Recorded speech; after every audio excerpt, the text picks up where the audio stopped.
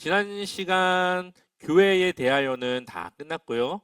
오늘은 여덟 번째 그리스도인의 윤리적 삶에 대하여 라고 하는 주제로 아마 한 3시간 정도 이제 오늘 포함해서 다음 시간까지 아마 3시간 정도 이제 할 것 같습니다.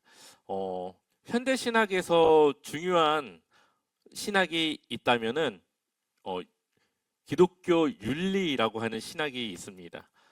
어, 그리스도인들의 그러한 신앙생활, 그러한 믿음, 또 사회적인 활동, 그러한 것들을 가르치고 보는 그러한 기독교 윤리 신학이 있는데요. 어, 그 조직 신학의 한 부분으로서 그리스도인의 윤리적 삶에 대하여 이 시간 또 앞으로 또 3시간 동안 잠깐이나마 우리가 조금씩 그 우리의 삶의 영역에 대해서 나누도록 하겠습니다. 오늘은 대략적인 내용들만 함께 나눠 보도록 할게요. 자, 진짜 그리스도인의 삶은 무엇일까? 많은 그리스도인들이 신앙생활 하면은 교회에 잘 나오고 예배 잘 드리고 하는 그러한 신앙생활로 생각을 합니다. 예배 잘 나오고 헌금 생활 잘 하고 하면은 신앙생활을 잘 한다고 생각을 하는 것이죠. 그러나 실질적인 신앙생활은 교회를 나갔을 때부터 시작된다고 볼 수가 있습니다. 일주일에 한 번, 두 번 예배를 드리는 것이 신앙생활이 아니라 정말 사회에 나가서 사람들을 만났을 때 그 사람들을 어떻게 대하고 그 사람들과 어떻게 상호작용을 하며 어떻게 그들과 함께 어울리느냐, 이것이 조금 더 실질적인 그리스도인의 삶이라고 말할 수가 있습니다. 제가 그 이제 사람들을 이렇게 만나고 할 때 목사라고 처음부터 이야기를 하지는 않아요. 왜냐면은 요즘은 좀 선입견들이 있기 때문에 처음부터 그렇게 얘기를 하면은 조금 선입견을 가지고 봅니다. 그런데 그것을 밝히지 않다가 나중에 좋은 그러한 관계, 좋은 모습을 보이고 그리고 나서 목사인 걸 밝혔을 때는 역시 목사님이라서 이렇구나라는 그런 생각을 갖게 하죠. 우리가 사람을 대할 때, 사람을 만났을 때, 여러분들은 어떠한 생각으로, 어떠한 그러한 신앙생활의 그러한 생각으로 사람들을 만나고 대화를 하시나요? 어떻게 사람을 대하나요? 한번 우리가 고민해 봐야 되고 생각해 봐야 합니다. 단지 그냥 사람을 만났기 때문에 만나는 것이 아니라 우리는 늘 우리가 그리스도인이고 우리는 늘 나를 통해 예수 그리스도께서 드러나야 된다라고 하는 그 생각을 가져야 하기 때문이죠. 그것이 때로는 우리에게 부담이기 때문에 그리스도인이라는 것을 말하는 것이 때로는 어렵기도 해요. 그러면은 내가 손해를 봐야 되고 때로는 그것을 감당해야 되는 상황이 올 때가 있기 때문에 그러죠. 고민이 되지 않습니까? 어떻게 보면 저도 목사라는 것을 숨기는 이유 중에 하나가 그런 이유도 있을 수도 있겠죠. 아무래도.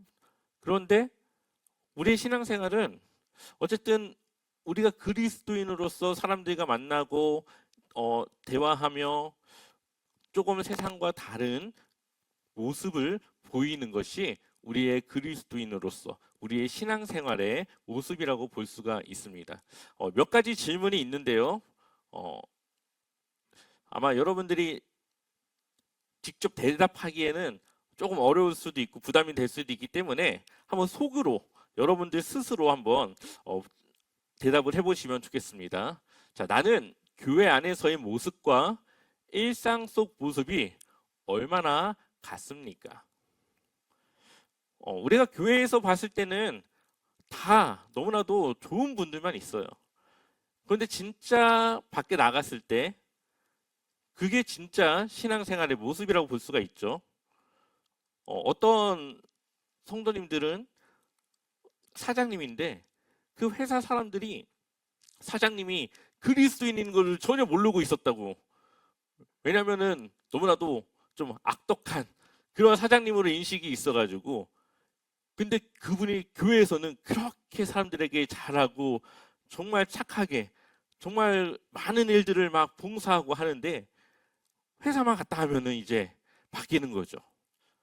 자, 이런 모습의 신앙생활, 과연 그것이 옳은 모습일까요? 우리는 스스로 그리스도인이라고 우린 말하죠. 그런데 여러분들을 바라보는 주변 사람들은 여러분들을 어떻게 볼까요? 과연 정말 그리스도인다운 그리스도인으로 볼까요? 아니면 아유, 교회 다니는데 뭐 별 차이도 없어. 별 다른 것도 없어. 이렇게 볼까요? 한번 우리가 사람들 만났을 때 내 모습이 어떤지 우리는 한번 이 시간 한번 봤으면 좋겠습니다. 자, 우리는 하나님을 믿는다고 말하지만 결정적인 순간, 뭔가 내가 좀 정말로 선택하기 어려운 그 결정적인 순간에도 하나님의 뜻을 따라 선택하고 있는 그러한 그리스도인으로 살고 있습니까? 이 모든 것은 다 우리의 그리스도인의 윤리적 삶에 대한 것입니다. 어, 윤리는 바르고 올바른 것이라고 쉽게 말하기도 하지만 그것을 삶으로 살아가기에는 부담이 되고 힘들고 그것을 감당해 내야 되는 내 그 책임감이 무겁기도 하죠. 어, 사실 그런 면에서 그리스도인의 삶은 힘든 부분들이 분명히 있습니다. 그런데 그 힘든 부분이 느껴지지 않는다.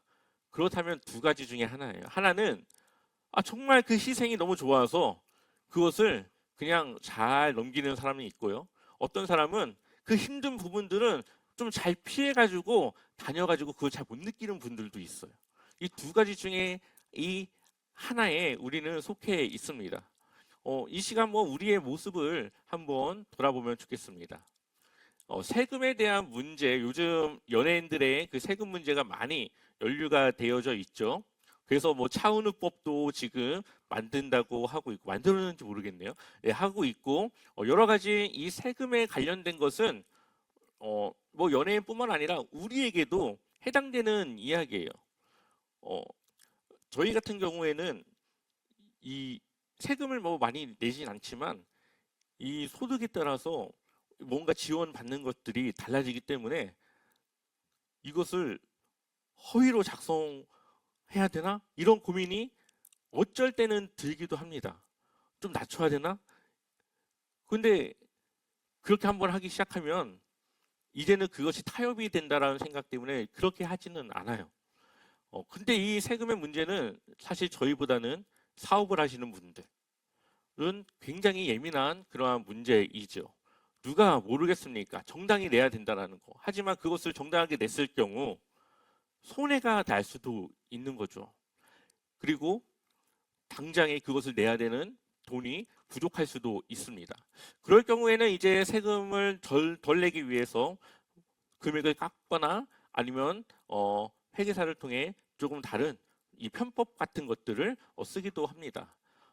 이러한 문제에 있어서 이 유재석이라고 하는 분은 이 세금에 대해서는 아주 깨끗한 사람 중에 한 사람입니다.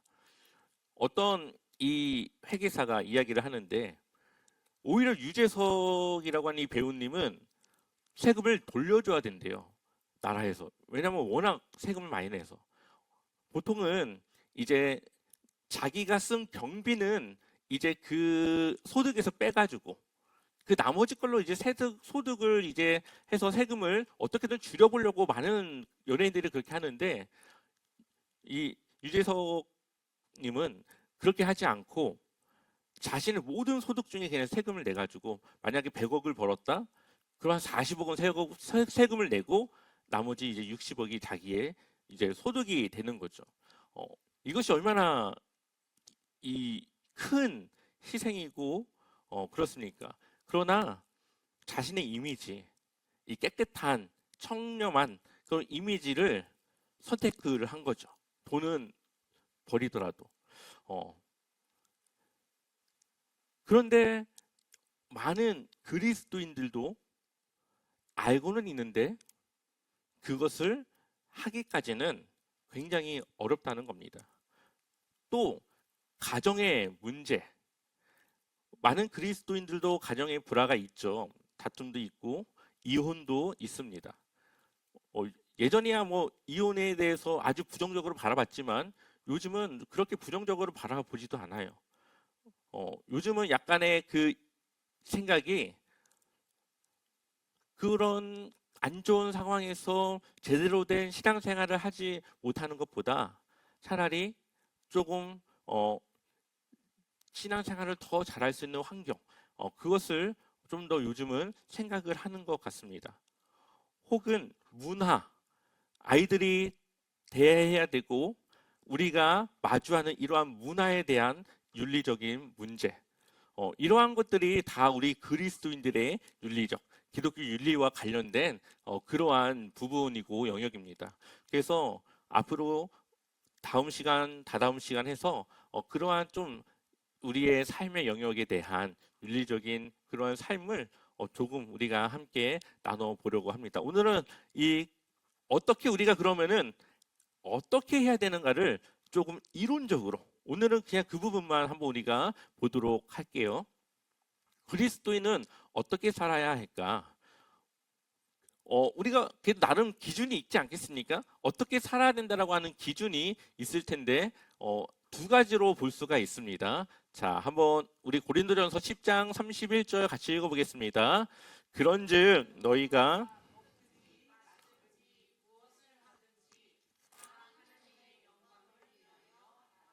아멘. 여기서 중요한 것은 누구를 위하여 하라고요? 하나님의 영광을 위하여 하라. 먹는 것도 마시는 것도 무엇을 하든 우리가 살아가는 모든 삶의 모든 것은 다 결국은 하나님의 영광을 위한 일이 되어야 한다라는 것을 말하고 있어요. 여기서 말하는 하나님의 영광이라고 하는 것은 나를 통해 하나님이 드러나고 하나님이 높여지는 것을 말하는 거예요. 그래서 내가 잘해서 누군가 내가 그리스도인인 걸 알았어요. 그러면은 역시 교회 다니니까 틀리네. 아유, 하나님 제대로 믿네. 근데 내가 누군가에게 잘 못했어요. 근데 그 사람이 내가 교회 다니는 걸 알았어. 그럼 그럼 그렇지. 교회 다녀도 뭐 똑같지 뭐. 하나님 믿는다고 별 수 있어. 그러면은 하나님의 영광이 떨어지는 거죠. 우리의 기독교적 윤리의 삶은 결국은 내가 아니라 내가 믿고 내가 닮고자 하는 하나님께 연관이 되어지게 됩니다. 그래서 우리의 모든 것은 다 하나님의 영광을 위해 해야 한다는 것이 우리 기독교인들의 신앙생활의 첫 번째 기준입니다. 두 번째는 바로 사랑이죠. 누가복음 10장 27절 같이 읽어보겠습니다. 대답하여 이르되 내 마음을 다하며 목숨을 다하며 힘을 다하며 뜻을 다하여 사랑하고 또한 내 이웃을 내 자신같이 사랑하라 하였나이다. 아멘. 네, 우리가 성경을 두 가지로 하나님의 율법을 두 가지로 나누면은 하나님을 사랑하는 것, 이웃을 사랑하는 것. 근데 많은 그리스도인들이 하나님을 사랑하는 거는 잘해요. 예배 시간 잘하고 헌금도 잘하고 기도도 하고 말씀도 보고 신앙생활이라고 하는 영적인 생활이라고 하는 그러한 영역에서는 나름 다 열심히 노력을 합니다. 근데 이웃을 사랑하는 것에 대해서는 조금은 다 달라요. 어떤 사람은 이 정도 하면 되겠지. 어떤 사람은 이 정도까지 하면 되겠지. 조금은 그 기준이 다 다릅니다. 근데 결국은 하나님을 사랑하는 것뿐만 아니라 우리는 이웃을 사랑해야 합니다. 그렇다면 하나님께 영광이 돌려지는 것과 이웃을 사랑하는 것은 별개냐? 그렇지 않다는 거예요. 이 두 가지는 결국은 연결이 되어져 있어서 하나님께 영광 올려드리는 그 삶이 이웃을 사랑하는 삶과 연관이 있고 이웃을 사랑하는 삶이 하나님께 영광이 되는 삶이라는 것을 성경은 우리에게 말하고 있습니다. 자, 한번 우리 고린도전서 13장 1절 읽어보겠습니다. 내가 사람의 방언과 천사의 말을 할지라도 사랑이 없으면 소리나는 구리와 울리는 꽹과리가 되고. 아멘.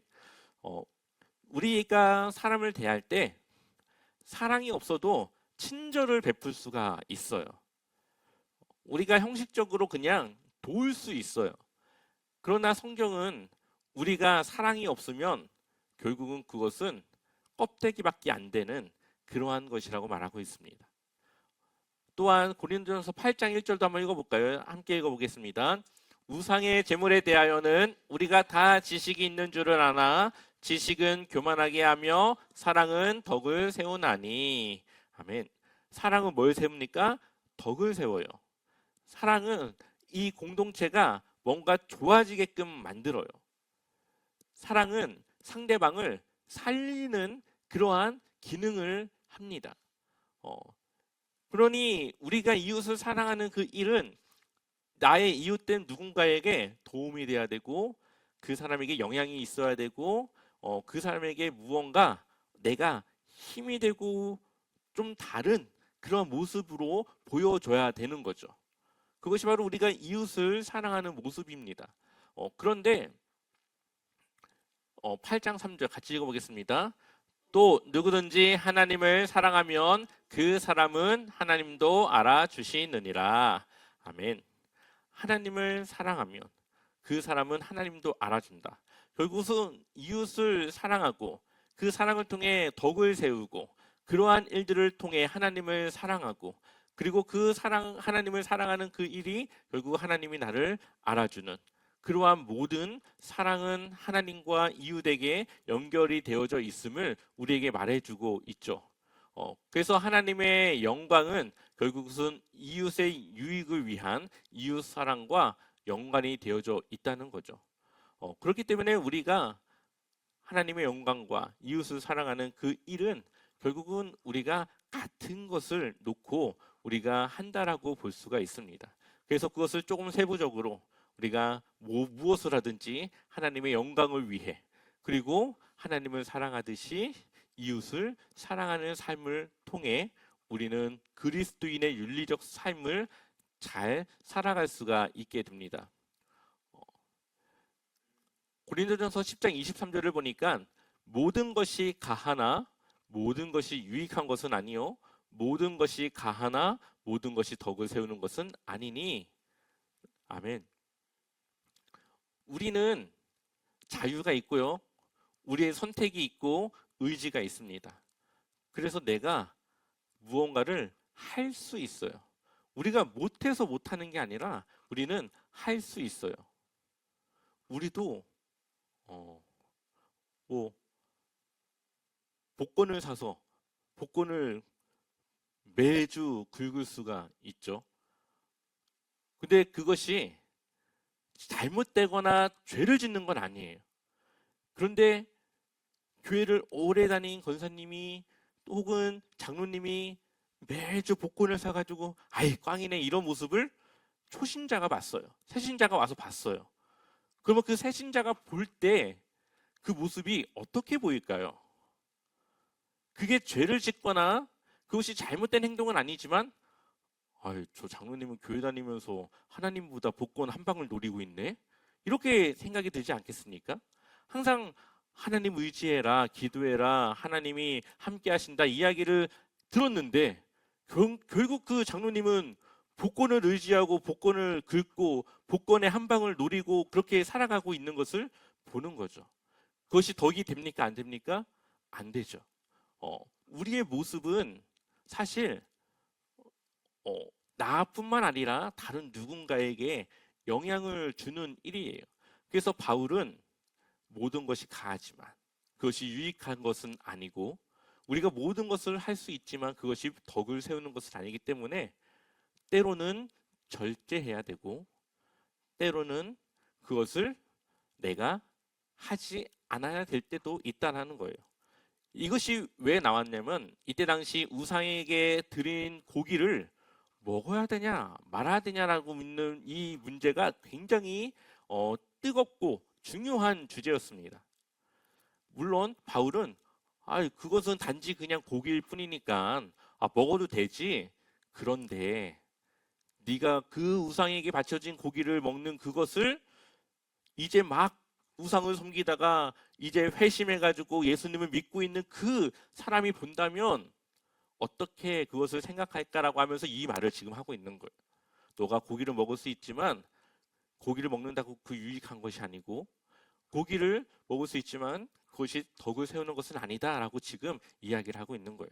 그래서 우리는 나는 괜찮지만 다른 이웃을 위해, 교회에 대해서 오해하고 있는 사람을 위해, 교회에 대해서 이제 막 알아가는 누군가를 위해 우리의 행동을 조금은 절제하고 조심하게 할 필요가 있다라는 것을 우리에게 말해주고 있습니다. 그래서 누구든지 자기의 유익을 구하지 말고 무슨 유익을 구해요? 남의 유익을 구하라. 그 이유가 있습니다. 나의 그러한 행동이 그 사람의 구원과 연결이 되기 때문에 그래요. 물론 구원은 하나님께서 그 사람의 그 구원을 하는 하나님의 주권에 있지만 그렇다고 우리를 사용하지 않는 건 아니지 않습니까? 하나님은 우리를 통해 그 사람의 생각과 마음을 하나님의 뜻에 맞게끔 변화시키기도 하고 인도하시기 때문에 결국은 우리의 그런 모습이 예수님을 모르는 누군가에게 구원과 연관이 되어진다라는 것이죠. 자, 한번 우리 고린도전서 10장 33절 읽어보겠습니다. 나와 같이 모든 일에 모든 사람을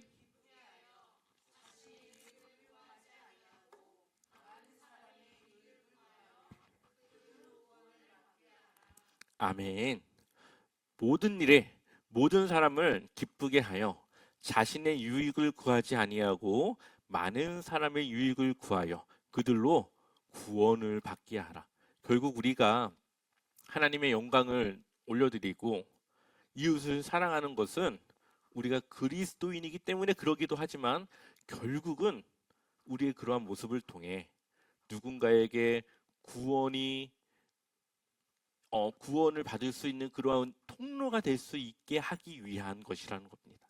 한 영혼을 살리고 한 영혼을 우리가 주님을 만날 수 있도록 그 통로가 되기 위해서 내 유익이 아니라 남의 유익을 구하고 덕을 세우고 하나님의 영광과 이웃을 사랑하는 일을 하는 것이에요. 여기 보면은 한 영화의 장면인데요. 이거는 크로싱이라고 하는 영화의 모습입니다. 혹시 여기서 본 크로싱이라고 영화 혹시 보셨나요? 아주 좀 옛날에 나온, 지금으로부터 한 20년은 된 것 같아요. 차인표 씨가 나온 약간 기독교적인 영화이고요. 북한 선교를 하는 내용이 들어있는 영화입니다. 근데 여기에서 제가 다른 내용은 잘 기억이 안 나는데 한 가지 기억나는 게 있어요. 선교사가 북한에 가서 이 전도를 막 하는데 차인표를 만나서 예수님을 믿으라고 이야기를 해요. 그러니까는 차인표 씨가 그 극 중에 그럼 예수님 믿으면 지금 여기 사람들 밥 굶고 있는데 그거 해결해 주냐고 선교사가 말을 못해요. 그러자 선교사가 지금 당장 그것을 해결할 수는 없지만 구원받을 수 있습니다.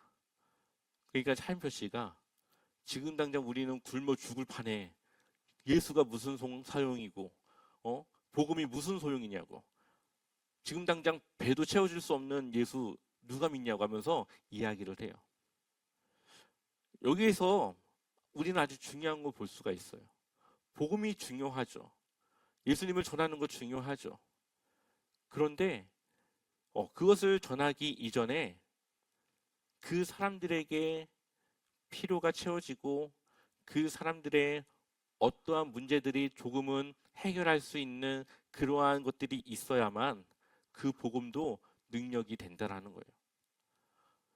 우리가 이웃을 사랑하는 것은 어쩌면 그들의 필요를 채움으로써 그들이 복음을 들을 수 있는 마음과 그 생각을 가지게끔 하는 그러한 과정이라고도 볼 수가 있습니다.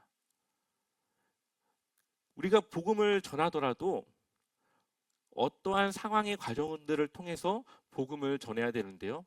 바로 그것이 오늘 세 가지로 나누고 있습니다. 첫 번째로는 육체적인 필요예요. 우리 의식주라고 하죠. 옷과 먹을 것과 자는 것. 우리가 살아가면서 반드시 필요한 세 가지입니다. 그런데 누군가는 먹을 것을 제대로 못 먹는 사람들도 있어요.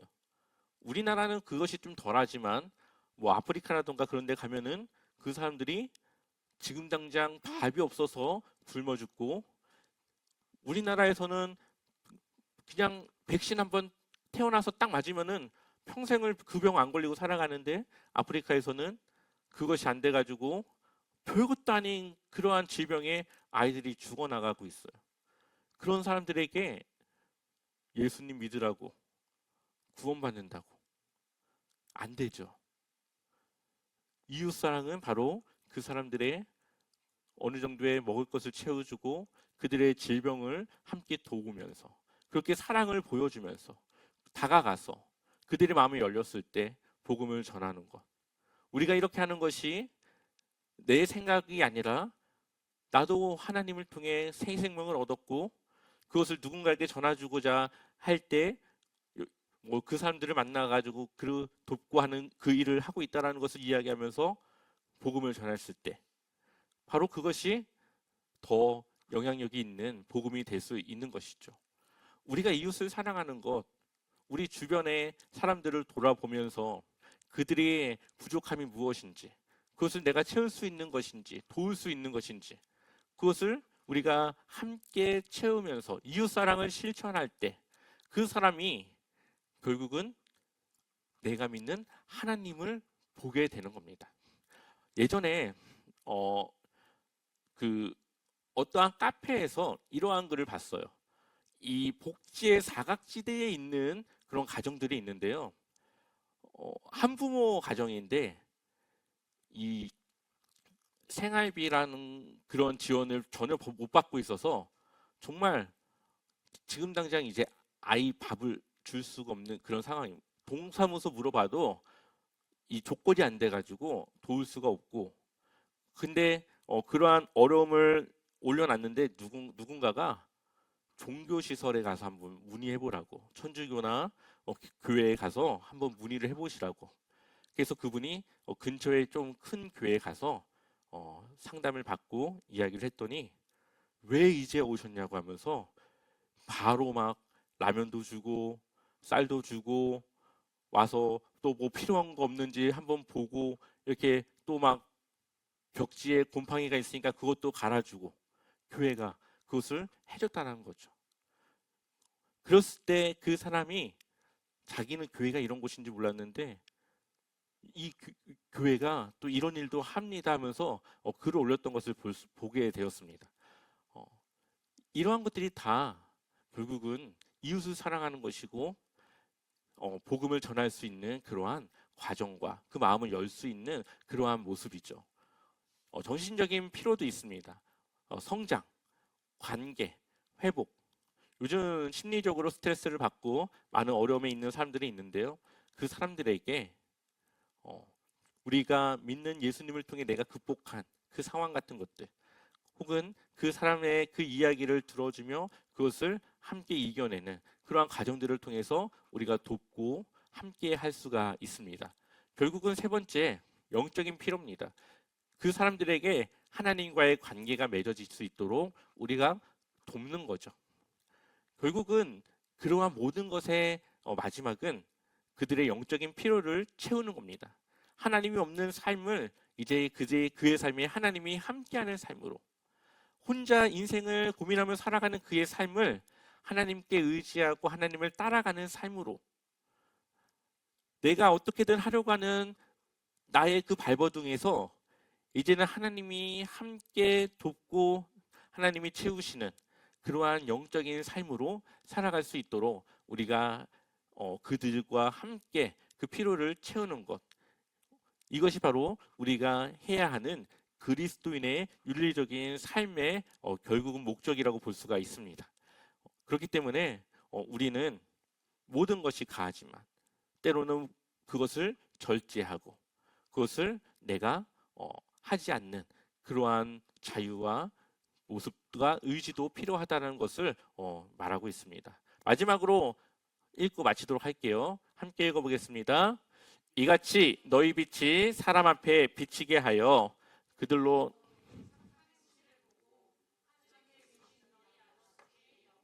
돌리게 하라. 아멘. 우리는 하나님의 빛입니다. 빛입니다. 그 빛을 우리는 나타내야 되는데 무엇으로 나타나느냐? 착한 행실을 통해 나타나요. 그래서 세상 사람들이 착하게 하는 것과 우리가 착하게 하는 것은 다릅니다. 미국 사람이 미국인처럼 행동하는 것과 한국 사람이 미국 사람처럼 행동하는 것은 다르죠. 근본적으로. 마찬가지로 세상 사람들이 그냥 착하게 살아가는 것과 우리가 하나님 때문에 착하게 살아가는 것은 다른 거예요. 왜냐하면 우리는 하나님께 영광이 돌려지기 하기 위한 하나님의 영광을 위한 그러한 빛을 나타내는 삶이기 때문에 그렇습니다. 결국은 우리의 그 빛을 나타내고 그 빛을 본 누군가가 정말로 하나님은 그러한 분이구나를 깨닫고 그렇게 하는 것, 그것이 바로 우리가 살아가야 될 그리스도인의 윤리적 삶입니다. 이것에 대해서 다음 주부터 조금 우리의 실질적인 상황에 맞춰서